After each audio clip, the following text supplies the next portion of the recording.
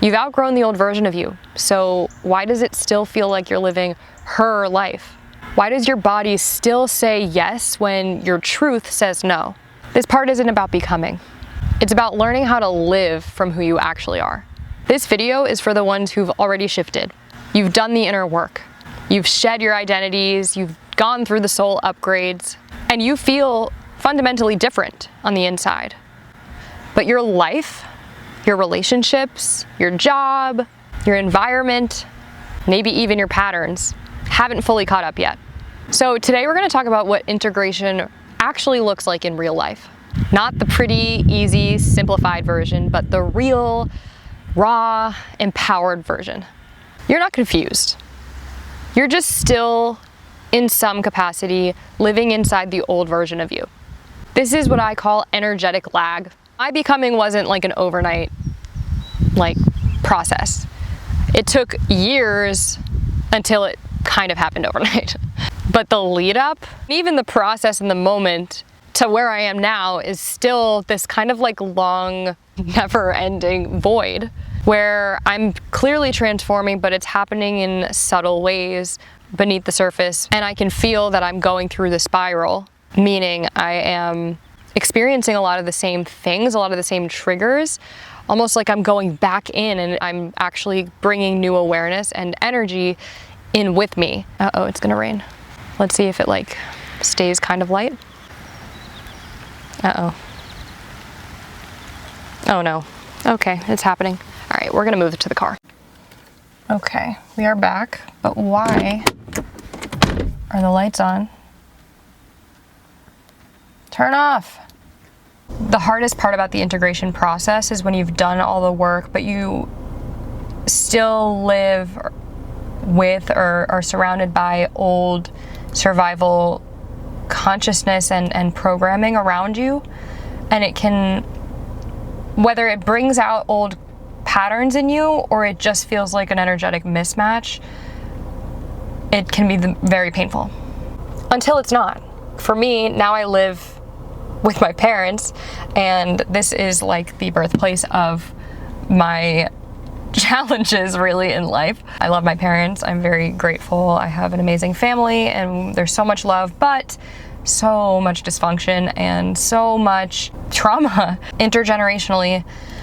And so coming back here, I really wasn't sure if I was going to be brought back into old identities and old patterns. And there are moments now that I still do catch myself wanting to explain myself more than I need to, or whatever it is. I think that's probably the main thing for me now, is there are moments where when my parents like probe or they insert their opinions that I don't ask for and I don't want, that I end up wanting to explain myself, and I'm like, why am I trying to explain myself? Like, we're just fundamentally we just are in different, we're experiencing different realities of this world, so it's not even possible to fully explain my perception to you.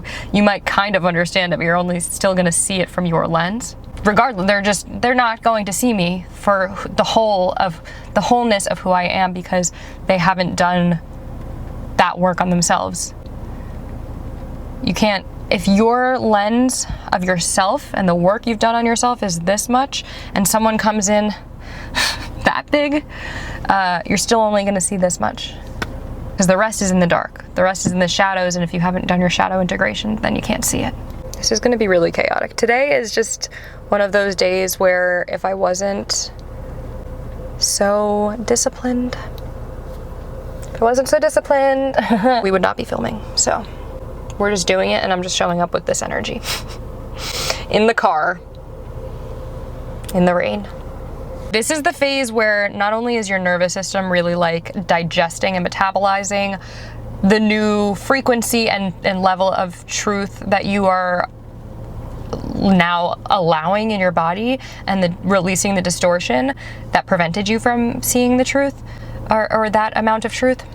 You also learn to work with boundaries in this phase in order to maintain that level of awareness and to prevent negotiations with others or with your past self to fall back or settle into old patterns. So boundaries, I talked in my last video about how boundaries are really what hold you, not what you hold. They protect your becoming. And it's not usually things you have to say, it's just moments where you choose, do I go this way towards the past, towards survival and fear and people pleasing, or do I go this way towards truth, possibly rubbing people the wrong way or creating friction because it's not comfortable usually when you first set boundaries, especially in dynamics where people are expecting a very specific version of you and very specific patterns. I mean, it disrupts the whole thing. So it's not the comfortable route, I can promise you that, but it's the, what do they call it when you go to the gym? Delayed gratification route. Yes. It's really just, I mean, there are obviously a multitude, millions, infinite manifestations of setting boundaries.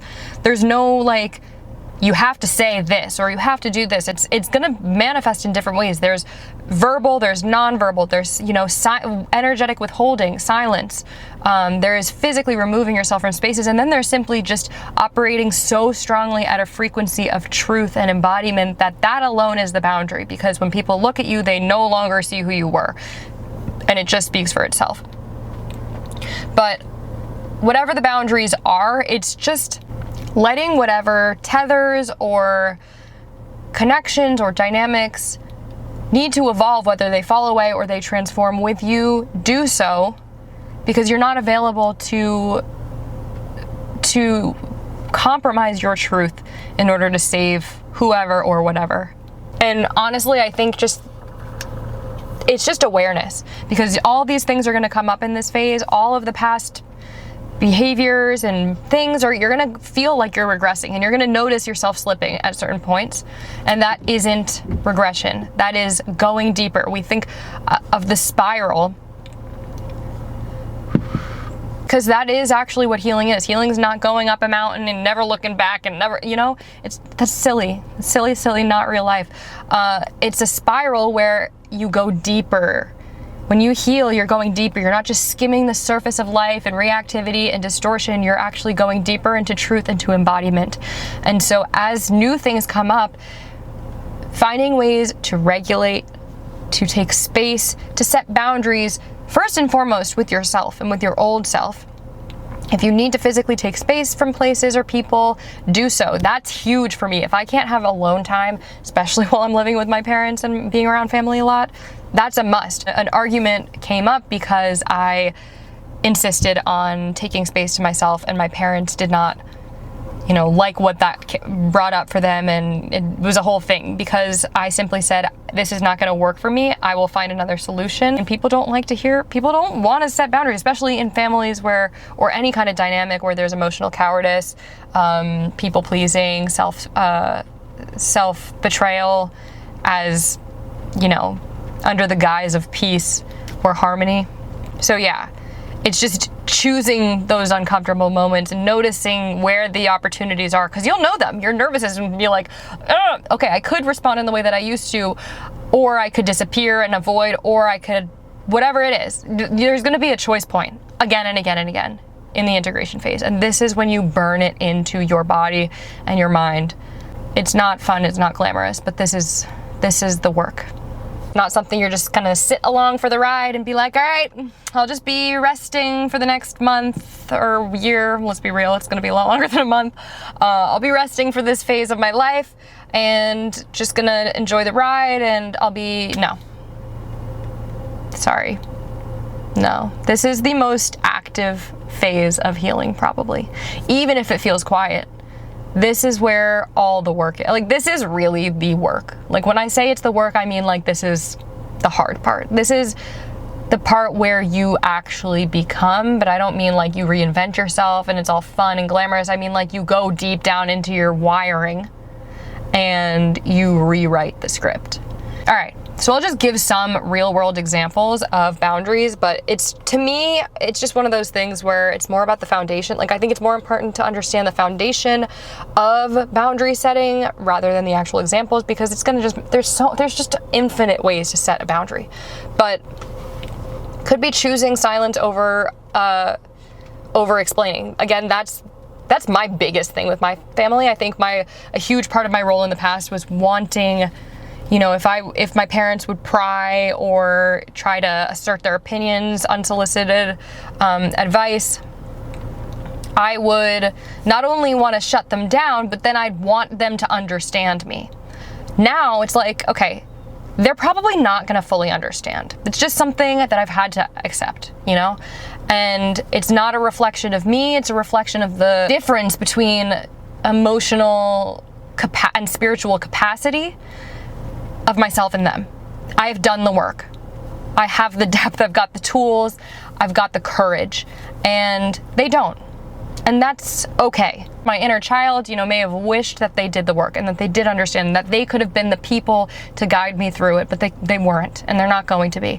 It's the other way around. So that's just the reality. So now that I've actually accepted and metabolized that truth, like, I don't look for them for that advice. I now see it as a boundary. Could be walking away from a conversation instead of spiraling on it. There's people who their worldview is just simply more fueled by fear and distortion, then I'm sorry, but it's never going to go anywhere. And you just have to, you really just have to be honest with yourself about that and stop seeing it as a reflection of you and start just seeing it for what it is, because that's really all it is. And once you remove your own stuff, your own baggage, your own insecurities from that equation, it's easier. It's just easier. You're simply, you know, I used to take so much personally because I was so insecure about myself and I really thought that I was crazy, and, you know, and now I'm like, no, this whole time I've actually been onto something my entire life. And once you realize, like, oh my God, no, I've been seeing things correctly, it all makes sense. And then you just can stop projecting onto other people and just start seeing that their projections are their projections and their limitations. And it's just easier. And I guess, I mean, these are all basically the same thing, but letting other people misunderstand you rather than trying to fix their discomfort. I mean, that is just also people-pleasing 101, or anti-people-pleasing 101. Just let people be uncomfortable, for crying out loud. That is not your problem, you know? And maybe I find it easier to say that because I've been someone my whole life where, as a scapegoat, I took the discomfort and the shame. But I also know what it's like. I'm also an empath, and I don't want to see other people in, you know, discomfort. But here's the thing, how much are people really benefiting when you're feeding their distortion? How much is anyone benefiting when you are betraying yourself to keep them comfortable? Everyone is staying small in that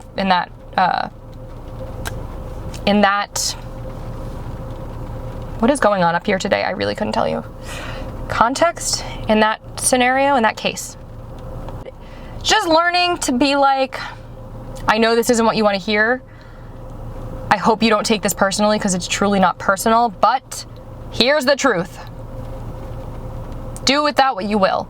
And whether you say it as directly like that or it comes out through your language or whatever other way you want to set that boundary, by all means. But everyone is responsible for their own emotional landscape and baggage and world. And every single person on this planet benefits from the truth, whether it painfully dismantles and destroys their ego complex and their, you know, whatever, fragile identities, or validates their soul. I mean, it's going to do both. But the world is messed up as it is because we live in such distortion, because we have such fragile egos and identities. So you're helping the world, even if it doesn't seem like it or feel like it in the moment, when you start breaking down every single thing that keeps other people and yourself small. And again, we're all connected. So things that kept you small, yes, they're also helping keep other people around you small, and vice versa. So you just have to remember to keep your eyes on the prize, see beyond the surface right now, have faith in, like, they don't need to understand why this is benefiting them. And if they don't even believe, and they will never believe that it benefits them, fine. That's their, you know, problem again. That's their responsibility to address or not. But if it's your truth, then, I mean, that alone is enough to feel validate, or to feel as confirmation. And I know I talk in my videos a lot about, like, burn it all down, and I'm very much a burn it all down kind of person. I'm very all or nothing, and I'm pretty ruthless when it comes to, like, if I need to sever a connection, I will. If I need to walk away from something, like, I make bold decisions when I need to, but I know that's not always practical, and it's not always, like, black and white like that. So I just want to clarify that you don't always need to burn it down, or to burn it all down. But you do need to stop playing small to keep it all standing. So what I've been trying to say is, don't just like go light a torch and, burn it down. Choose yourself and stop playing small and just see what remains. That's kind of my philosophy is start with you, start with the boundary, start with embodying this new version of you and not playing the old game and not settling for these toxic, old, limiting survival identities and dynamics. Do it all differently. Be and live differently and just see what remains and see what burns down. And I can guarantee that certain things will burn down. And I'm sorry, that's just a hard truth. There's going to be some things, but I mean, you'll never know who you'll make an impact on, what your friends, your family, people can do. I mean, even if I know that most people in my life are not going to have the same trajectory as me, the same level of interest in self-inquiry or spiritual growth, people want to adapt. People at the core of, I think, humanity, we want love. We want peace. We want to do better.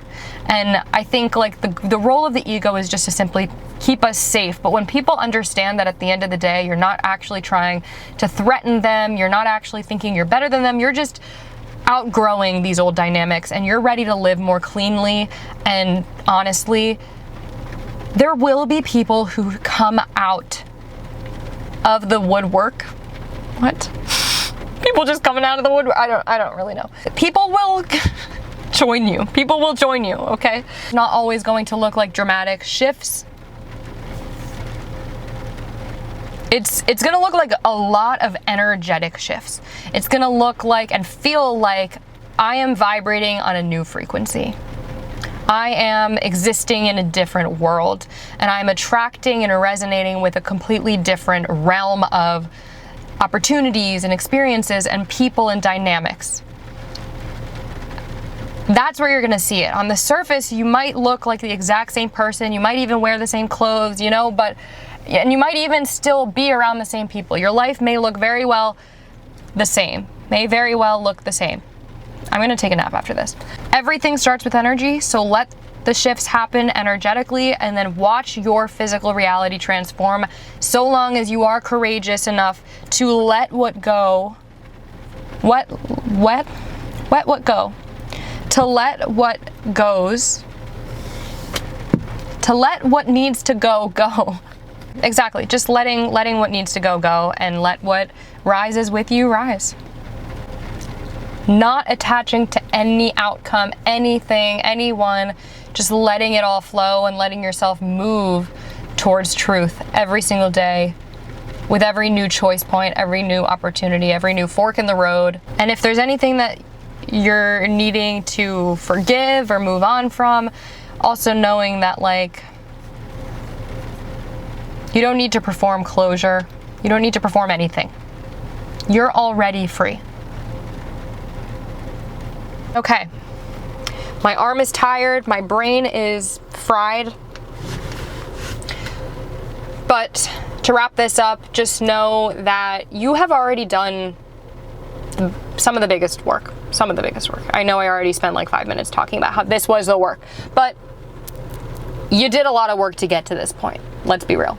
You've already summoned this new version of yourself, aka you've already started to see what was conditioning and distortion and reactivity and ego in your life and identifying what isn't and what feels true and more healed for you. And now this part of the process is just really about protecting the reality that this new version of you, the real you, by the way, the real you, is here to build. It's like laying the bricks, the foundation, the scaffolding. And yes, or the coding, as I said so eloquently before.